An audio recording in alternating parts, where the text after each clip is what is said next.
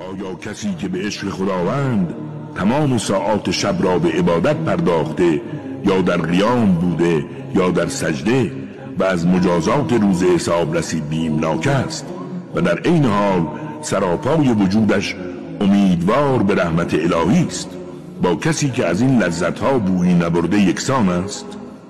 بگو ای پیامبر، آیا آنها که حقایق را می‌دانند با آنها که از آن بیخبرند یکسانند؟ فقط خردمندان از این نکات پند میگیرند.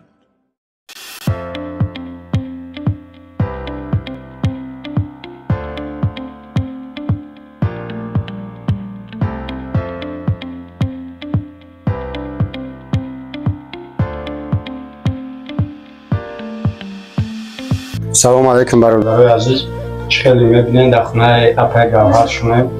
انا برادر جانا این آواز نمیجه در خیلی میبینین اسمایی که یه اپر نوار کردیم، زبور شوی کردیم، یعنی مبلغ ها همش همه اپای گوهر هست.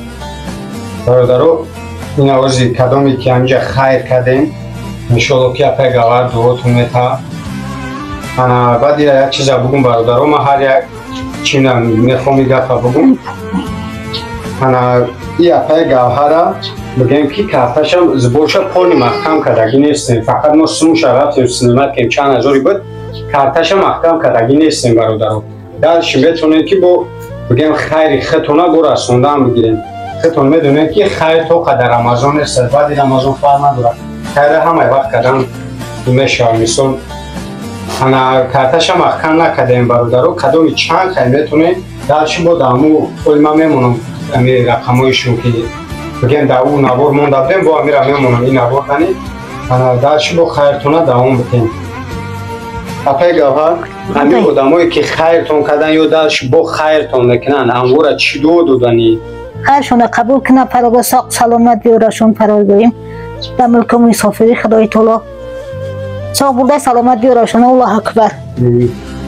تو برادر جانا ویدیو درازی بعد نشوا ای پامی انا خیلی از این همینجا در 6200 سومون این همینجا برادر جانا همیشه همین شکر مثلا باید گوکل داروش هم میگیرن انشالله. انا پا چخیل اوزی اپا پاما که سخته سی هم شب روز در میکنم، شب روز در میکنم میسوزه که تمام جا میسوزن.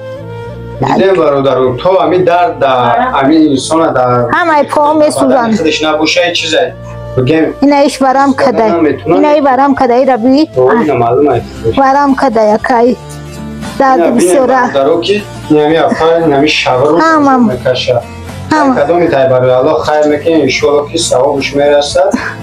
برادر خیر میتونیم با دست شمی کارتای خیچون هم میمونه چه تو نوار در کارتای خیچون بود کارتای خیچون هم میمونم بگیرین برای خدا کمک کنین باقی در کجای هستیم برادرو الله همه